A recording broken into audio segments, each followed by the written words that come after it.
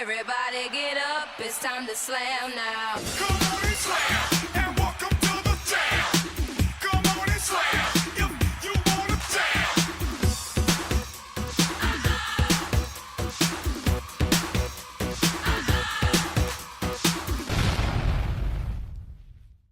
I've been running from trauma so long, my sneakers started writing sympathy cards. My shadow got winded, but pain got good lungs. It run marathons in my marrow, does push-ups in my pulse. Every time I try to rest, it sits on the edge of my bed like a coach with a stopwatch saying, get up. We got miles to make. I've been sprinting through memories, hurling heartbreak like gold medals depend on it. I've been relaying the same story from my younger self to my older self, but somehow I keep dropping the baton and still I run like there's a finish line somewhere called closure. Run like forgiveness waits with open arms and water bottles filled with peace. Run like every poem I write shapes a second off the record time and healing, but don't get it twisted. This ain't just cardio, this is combat. This is therapy with gloves off. This is me in the ring with my own reflection, throwing haymakers until one of us folds. I write because Silas tried to assassinate me. Because the day I stopped talking, my chest turned into a tombstone. Every heartbeat felt like somebody knocking from the inside trying to get out. I write because grief got a chokehold, because depression keeps asking me to tap out, and I keep answering with another bar. This pen, a defibrillator, it shocks me back every time my spirit flatlines. This paper, a therapy chair, the witness stand. I bleed out the truth, then sentence my pain to life behind these bars. I got metaphors that still got gunpowder on them, punchlines that spill like trauma's last breath. I got similes limping from battles I barely survived. I'm not healed, but I'm here. Sometimes that's enough to earn applause. I've been running from my past, but my past got better shoes. It be waiting for me at the next corner, smiling like, thought you could lose me, huh? And I swear I can hear my childhood panting behind me, begging me not to leave it. So tonight, I run until my feet are metaphors, until my ink turns into sweat, until my lungs collapse into applause, and until this mic becomes a medal I can finally hang on my neck and say, I didn't just survive this race, I won it. I wrote my way past the pain and crossed the finish line still breathing. And when I fall, I pray the poem I leave behind ain't just a cry for help.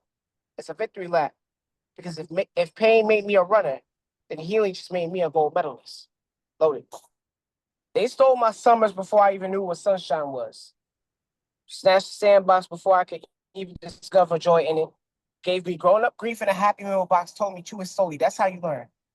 I remember backyards that felt like battlegrounds. Mosquitoes and mistrust buzzing around my bare ankles. Mama's voice was both lullaby and landmine. Sometimes my childhood was chalk outline of a tricycle over a corner of a silent room. The only swing I knew was one where I sat alone. I was 8, with eyes ordered to walk past without seeing. Wore shame like hand-me-downs to some places, too loose in others, and get lemonade. We got eviction notices and excuses. We got ice cream trucks we couldn't chase because survival don't leave space for sprinkles or songs. I watched the other kids laugh like their lungs were light enough to float, while mama full of smoke signals nobody stopped to translate. I learned the alphabet by the code and apologies. Learned how many nights I cried into a pillow, trying not to wake the pain beside me in church. That was just another building where I sat in stained glass guilt, clapping on command while my spirit curled up in the pew, begging for God to see past the suit and into the scar tissue. No one talks about the summers where birthdays felt like burdens, where you had to ask for permission just to be a child. No one tells you that the first heartbreak is not always love. Sometimes it's learned that the people who raised you were also raised without softness. Sometimes the soft cycle spins faster than healing can catch up to it, but now I have questions. What happens to a black boy who never learned to be a boy? Who skipped childhood like it was a song he didn't know the lyrics to? What happens when the only popsicles you get are the ones you imagine in the grocery aisle with your hands in your pockets because you already know how to carry disappointment? What happens when the world keeps giving you concrete and calling it comfort? You learn to build. Not because you had the blueprint, but because survival taught you how to measure your worth in scraped knees and silent nights. You stack memory on top of memory until the weight becomes muscle. You learn to smile even if your joy arrives with a limp. You stop waiting for summer to come back and start setting your own seasons because maybe healing isn't about recovering the time you've lost. Maybe it's about rewriting it so no other child gets left behind. No other child forgets what freedom feels like. And now I carry my inner me on my shoulders, knowing he matters. Telling bedtime stories that end in peace and not panic. Teach them how to blow bubbles again without washing them burst of obligation. And together, we'll walk through every season like we deserve the sun, even if we had to build it from broken crayons and tear-stained construction paper. I won't rush you or delay us. This ain't no fast flame. This is the slow burn of becoming like jazz learning how to breathe in the key of you. I don't want you to sprint towards something you haven't named yet. Let's walk barefoot through each other's truths where time don't tick, it listens.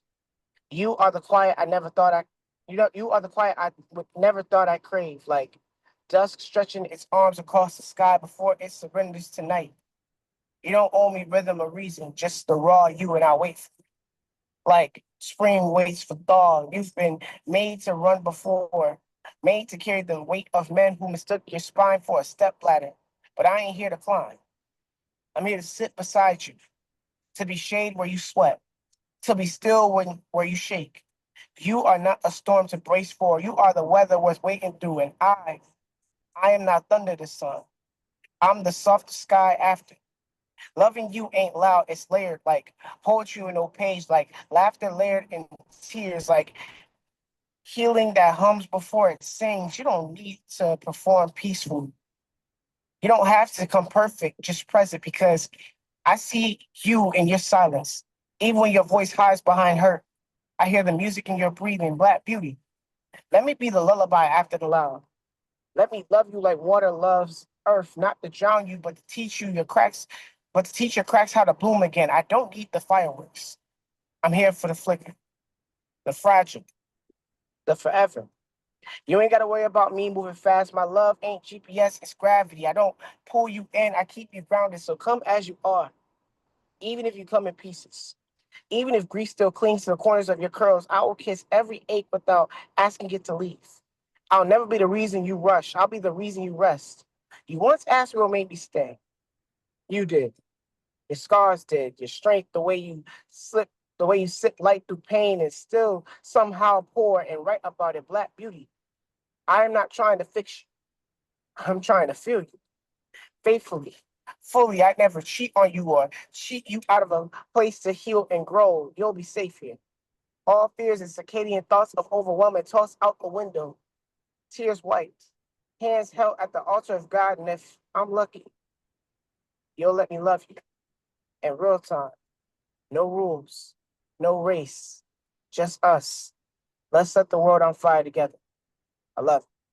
Come, please, gawk at the turkey vultures today and admire and imagine an unseen thermal tide, their graceful wobble like a woman in high heels for the first time.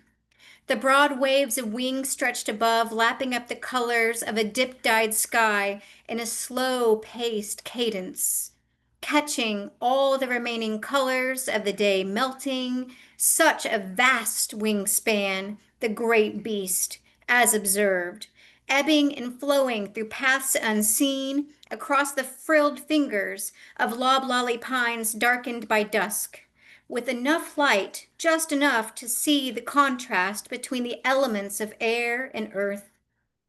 It is a sight, and unsure who else had seen, who admired this being at work. I could watch the vultures all day until they tuck into the night, with approval from the sleepy sun gently nodding. Their days spent carefully searching for lost souls amongst the neighborhoods, tracking in hopes to carry them to their next stop, nebulous to the Ethel of the dying. Were you there when the vultures located spirits from the vast above behind the Publix grocery store?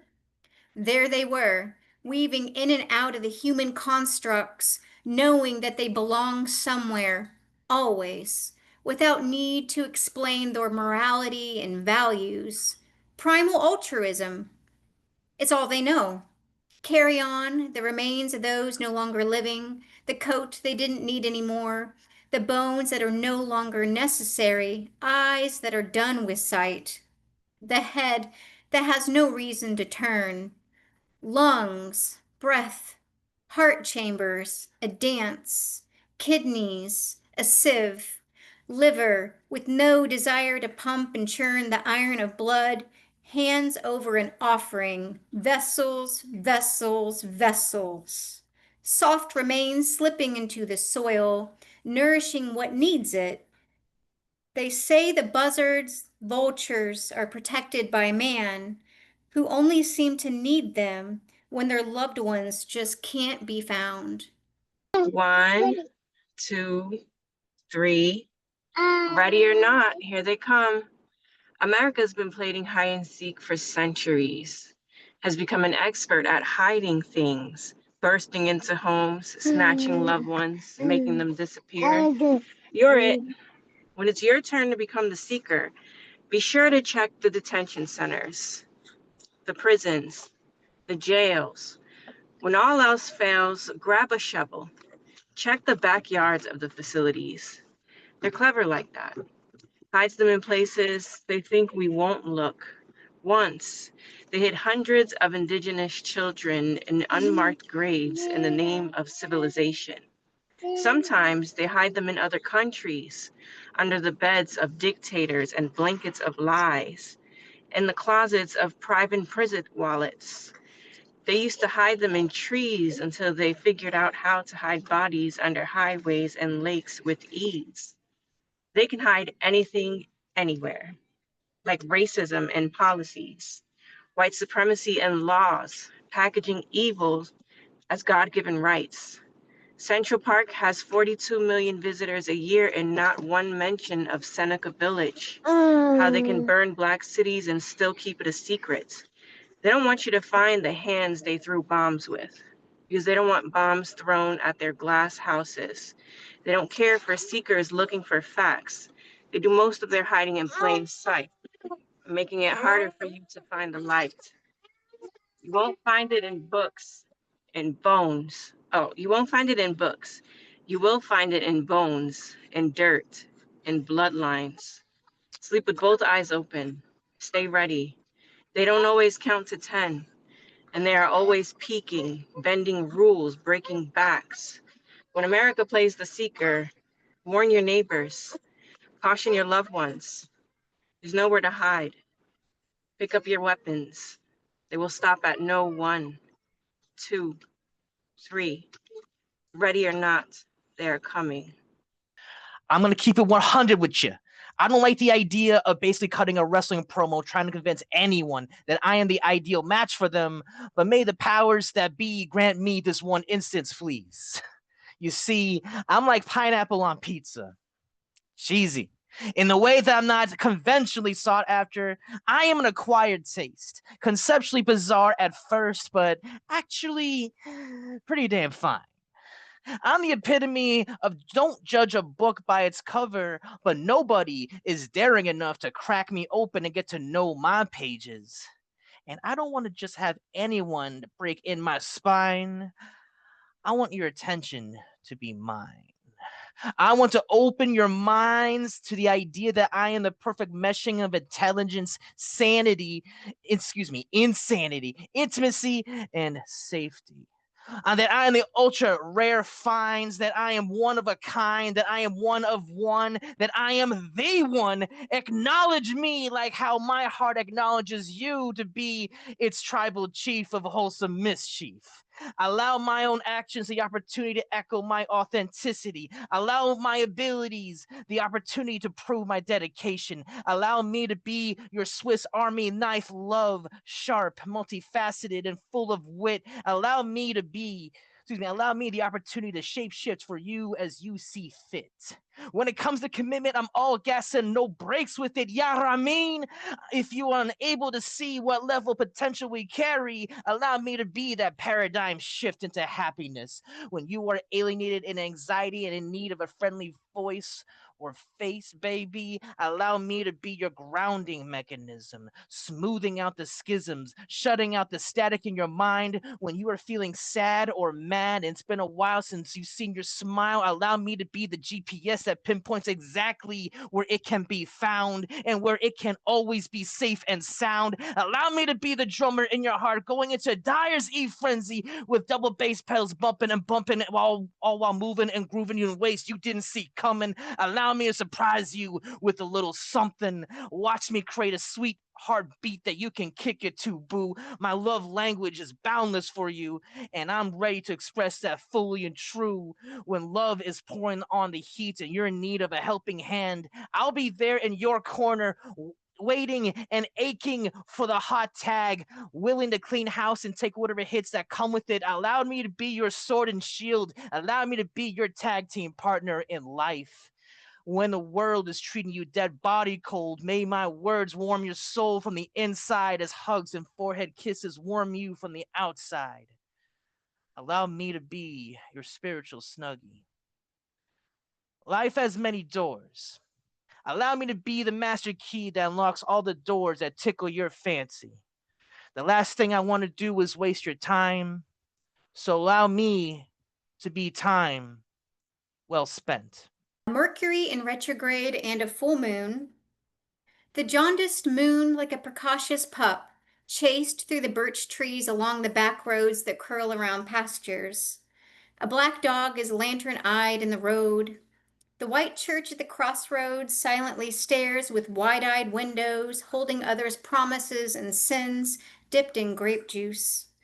A rusty basketball rim flanks the glazed butterscotch-bricked tool shed, all covered in floodlight. Who's your skeletons? I am coming home to you tonight, swiftly in cataract with limerence, through the viscous batter of fog, past the soft-spoken swamps, sifting through the dust of an Indiana harvest. Mother Nature breathes through the trees. She pushes through the leaves with deft fingers to and fro. Through the pads of her digits, she is the maestro, conducting swift arpeggios and trickling trills, all at her very own persuasion. She was there with a labile presence, pushing her hot finger through my home during dawn, allowing the firefighters to crack open the roof and peruse through its crest like a chest, as if performing an open heart procedure. Thunder and the crack of summer sweet squash remained. It felt like the waiting room again, heavy, the schizoid back and forth ping pong of IV drips and breathing machines, pumps pumping, the red phone in the waiting room, always red, even in dreams. And I want life to be as innocent as the last day that I didn't know that a dandelion is a weed. I want to be right there again. In the wild, orcas are able to swim 140 miles a day. In facilities like SeaWorld, where wonder is propaganda, orcas can be found floating for hours on end in concrete pools, moving only to breathe. The housewife dream they sell us is to be married with children. And I never thought of marriage as SeaWorld, where children is concrete pools, but I don't create much anymore. Your absence from this world now feels exactly the same as your absence has been all my life. Your death means nothing to me except a lifetime of wasted opportunities. I wish I felt anything when I found out. I wish you could have made me feel anything else. My dad was treated like the black sheep of your family. You treated his family, my family, with the same neglect as you treated my dad all his life. Now my sister, the one you called a gorilla when she was born, is now the black sheep of your son's family. I wonder where he got that from. Sometimes the apple doesn't fall far from the tree. After going through therapy and extensive meditation, you are undoubtedly the root of all evil in this family. I grew to disdain the ways I mirrored that toxic behavior that stemmed from you, so I nipped it at the bud. You made narcissism hereditary in my bloodline, and I curse you for that. I grew up knowing people with grandparents who were present in their lives, who gave out presents on special occasions, but my sister and I weren't special in your eyes.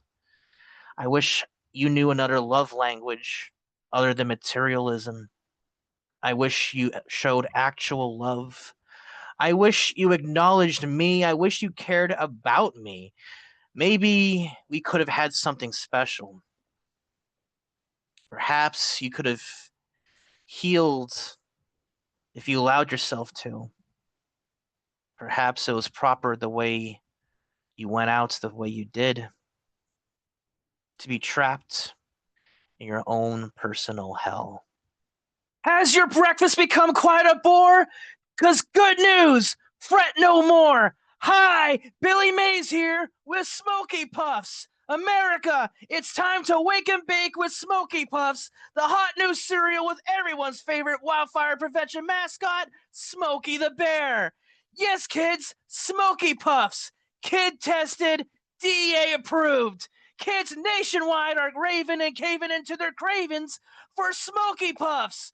100% organic, 100% safe to consume, 100% legal, and only 420 calories per bowl to keep you cruising through the bruising of everyday life.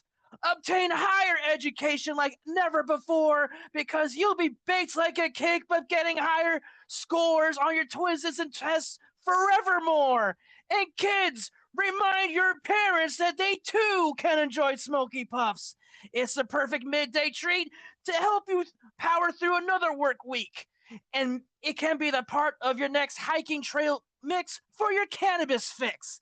Only you can prevent forest fires, and Smoky Puffs will help. So put the bowl down and grab yourself a bowl of Smoky Puffs today. Lord God, hear my prayer. Wake me up every day, but never let me lose the woman of my dreams.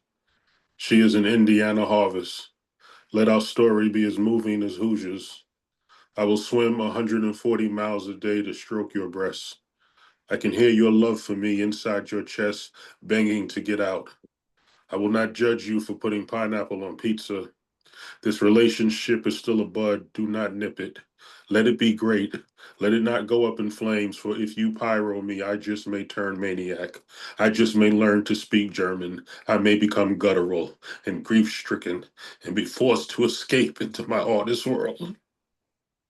They told me there's only a 3% chance of romance, but I am 97% H2O, and the O stands for optimism, because I have seen my people deleted 3 or 4 million times, and yet here I am, a testament to resilience, a testament to what can be done with just 3%. I rarely title my poems. I just start writing with the intent that in my parrying, my words will resonate with the right audience. I be shop worn with life's dealings, so I shoulder roll, sanctioning body and mind under subjection to square up. More often than not, I don't have time to spar.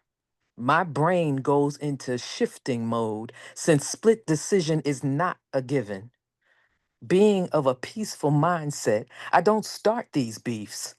Yet my musings prepped like a seasoned contender ready to be grilled up George Foreman style.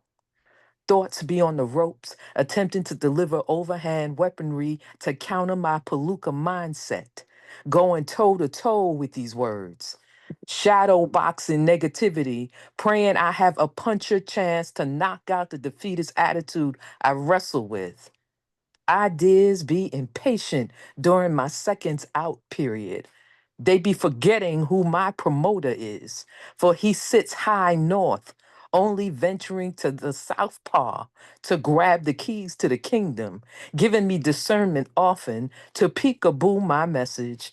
So I tend to pick off punches in my delivery, rolling with punches that are thrown at me, so I'm in control as to how they land. Thought provoking punchline is the goal. Never any intention of throwing in the towel. Although inferiority complex may try to uppercut my footwork, they haven't been in my shoes. So they can't tell me how to write these poems. My objective is to always obtain the title of heavyweight in delivering my message because there's nothing lightweight about my journey. Oh, who lives in a system oppressing the black? We do. Who wakes up smiling while sirens sing lullabies of fear outside the window? We do. I've been square my whole life, boxed in by expectations and invisible walls fitting into spaces that weren't built for me. Still showing up with the laughs so the world doesn't hear my screams. America feels like Bikini Bottom. Bright colors masking a deep, dark current, cartoon faces hiding the weight of survival. We walk streets like jellyfish fields. Steps are a gamble, glances are a test. Will I live to tell this story? I'm SpongeBob. Always smiling, always obedient, doing everything right, flipping patties, following rules while cops slide through the streets, profiling my skin like it's a crime scene. Even underwater, even with my hands in the air, somebody's still pointing. Somebody's still counting the seconds until my heartbeat becomes a headline. Squidward is tired, black joy. All my art ignored, all my pain silenced, all my brilliance dismissed because my body fits the stereotype before my mind gets a vote.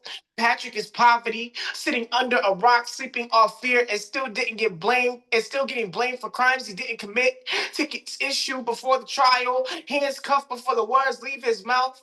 Plankton is the system, small, sinister, scheming in shadow, stealing the formula for black excellence without ever respecting the chef. Mr. Krabs, claws of capitalism, counting every dollar while counting our freedom, charging us fines, tickets, and taxes, feeding the streets with crumbs while the rest of us drown in the deep and sandy cheeks. She got a dome on her head, walking safe above the water while we drown in the same ocean she strolls through without ever touching the struggle. We laugh anyway, we dance anyway, we sing anyway, throw block parties, barbecues, weddings, birthdays, all while the world writes our obituary before we get to the age of 30. I'm 32. We are sponges, absorbing the injustice, soaking up every punchline, every traffic stop, every cop car that slows down and watches us too long like a predator reading prey. But even sponges get sharp. Even sponges learn how to squeeze back. I am done soaking up trauma so somebody else can stay dry. I'm wringing myself out on this stage, letting the ink drip like sweat, like blood, like the tears we never see in the news. Police brutality, it's the bubbles popping in our world. Each shot a pinprick, each chokehold a reminder that we exist in their story as villain before hero. Racial profiling, every glance on the street is a Krabby Patty locked in a safe. We ain't supposed to touch it, ain't supposed to reach, ain't supposed to be curious about survival, but who lives in the system oppressing the black? We do, but we ain't staying quiet. We ain't staying under. We ain't staying quiet. We are rising like tides in Bikini Bottom, flooding the crusty crab, breaking the floors, snapping the windows, letting them see us whole and raw and human and tired of the games. Even sponges can flood oceans. Even sponges can burn a crusty crab down with nothing but truth and rhythm. We are SpongeBob and Squidward and Patrick and Plankton and Mr. Krabs and Sandy Cheeks all at once, learning the tides, reading the currents, and still find a way to breathe. So ask me again, who lives in the system oppressing the black? We do. We're not waiting anymore. We're soaking up justice. We're wringing out rage. We're flipping the tables like Jesus did and letting the ocean remember our names. So, Dre, I sat across from a stranger who keeps asking me about my childhood. Like, it ain't carved into the way I breathe. Like, it ain't etched in the way my shoulders carry gravity. She says, how does that make you feel? And I want to laugh because if I knew how to feel, I wouldn't be paying somebody to teach me. There'd be church without a choir, confession without redemption, a room where I bleed on purpose and call it progress. I hate it. because it forces me to meet wounds I spent years pretending they were nothing. I love it because naming the pain feels like giving CPR to a body I already thought quit on me. My therapist got a key to my soul, but every session feels like parole check-ins, like she watching my freedom through paperwork, like healing gotta have a receipt before it's allowed to exist. Some days I hate the mirror she holds because it shows me the boy who learned grief as his first language, the boy who watched his friends turn into ghosts with eyes open, the boy who memorized funerals like multiplication tables, and she says, "What do you want to unlearn?" Ericka, I want to unlearn survival. Sarah, I want to unlearn the way my hands make fists before they make prayers. Escape artist, I want to unlearn swallowing my rage like communion wine. And man, I want to unlearn how I keep dying without ever letting someone know. I want to unlearn the guilt that comes with breathing, like the shame that coats my victories like ash. I want to unlearn anger that smells like betrayal in my own skin. Anger that keeps me awake at 6 a.m. Anger that sometimes mumbles, don't forgive, they don't deserve it. But I also want to unlearn fear because that tells me love is dangerous, that joy is temporary, that safety is borrowed, and can be taken back before I even notice. But love is hearing myself say things I swore I never meant. Like the first time I said, I don't know how to forgive my mother for staying. The first time I said I thought about not making it to tomorrow. The first time I said I want to be happy without a reason. The first time I said I'm allowed to feel everything I feel without apology, without excuse, without waiting. And in that quiet after, I felt lighter, not healed, but closer, not whole, but holding on. I hate therapy because it makes me cry in rooms where nobody calls it strength. I love therapy because every tear is proof I didn't doubt my pain inside me. I told her I don't trust nobody. She said, but you trust me enough to say that. And maybe that's the realest punchline. Healing gave fireworks. It's a slow leak of darkness. It's the quietest victories. It's learning to forgive without forgetting. It's learning to sit with grief without letting it own you. It's finally believing my story ain't a curse, but a testimony still being written. So yeah, y'all, I got a love-hate relationship therapy. But maybe that's the first honest relationship I ever had. I grew up watching sitcoms the way some kids went to church religiously. And in the Black House, yeah, I know it's law to laugh at Martin. Like it raised us. Like Big Mama's house ain't come with a couch and a catchphrase, but I peeped something young. Even if I didn't know the word for it, even if I didn't know the system was sick until the system sat next to me in homeroom, y'all, Gina got the love. Pam got the jokes. Gina was the goal. Pam was the punchline. Light skin, love interest. Dark skin, laugh track. Duck season, wabbit season. And we were just supposed to accept it like the only thing black women could be was beautiful or bold, but never both. Martin called Pam everything but a child of God. BDB, man's best friend, B2K before the fame, always barking at her like she wasn't fine, like that melanin wasn't majestic, like her cheekbones didn't deserve close-ups. And y'all laughed. I laughed. We laughed. Not realizing they was writing the blueprint for little dark-skinned girls to grow up fighting for softness in a world that only offered them strength. And then there's Aunt Viv, the real one. The first one. Dark skin like late night jazz and Black Girl Thunder walked in the room like Harriet Tubman met Debbie Allen and taught Will how to stand tall. Vivica A. Fox with a PhD in slaps. Black excellence with an edge. She had presence. She had value. She had backstory. Then they swapped her out like black women are interchangeable. If the tone don't match the light and budget, enter light, bright Aunt Viv. Now she's quieter. Less heat, more hallmark from fire to filler and one season flat. They ain't changed the name, they ain't changed the family. They just dimmed the hue and expected us not to notice. Like kids don't memorize skin tones before they memorize scripts. Like dark skinned women ain't already used to be edited out of their own narratives. Like we ain't see what they did. Turn thunder into a breeze, turn Pam into the roast, and told every little girl watching, don't be too dark if you want love. This ain't just sitcoms. This systemic sitcom symbolism slided into subconscious like laugh tracks under trauma. Gina got Martin, Pam got marked. Dark Aunt Viv got erased, light Aunt Viv got lines. Short ones. But this poem ain't just a critique. It's a correction. A call out to casting directors who only color in with pastels. It's for the Pams who are never called beautiful but were. It's for the dark Aunt Vivs who held it down before y'all hit record. It's for the black girls who've been told they're too strong, too loud, too aggressive, when really it'll just seem too real for white approved production. Though, so the next time y'all write a show about black life, remember this: don't you dare rewrite the soul just to make it shine brighter on camera. We don't need the light turned up on our skin to prove we deserve to be seen. This is what happens when melanin gets recast. If you ever needed God, the time is not next week. The time is not after the dust settles. The time is not when you feel holy enough to be noticed. The time is now. Now, when your faith feels like loose change rattling in a jar too small to pay the rent of your peace.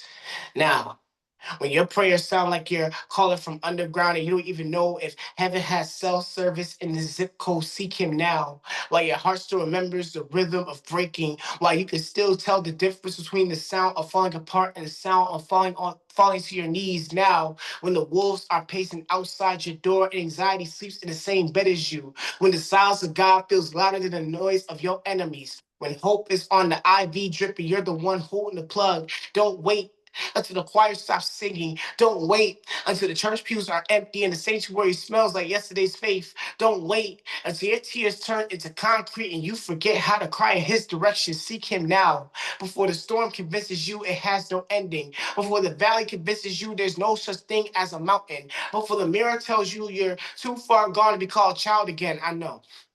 You thought you had more time. You thought grace was a subscription you could renew. You thought the invitation to the throne had no expiration date, but some doors only swing open when you run toward them with nothing in your hands but need. If you ever needed God, it's now.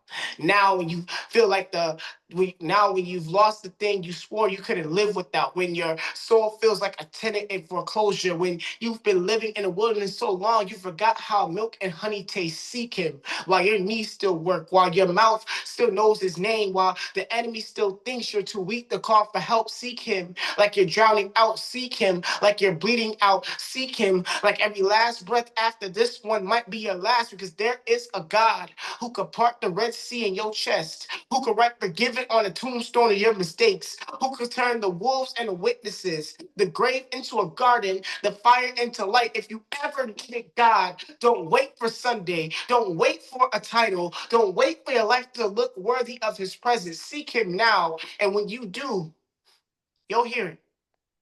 That sound like the sky cracking open, like the father running down the road, arms wide enough to erase the distance between you and home. And you'll know he didn't just hear you, he came for you. He stepped into your fire, into your flood, into your midnight, and carried you out in the light of his own heartbeat. So don't hesitate, don't negotiate, don't try to fix yourself before you come, because if you ever needed God, you need him right now.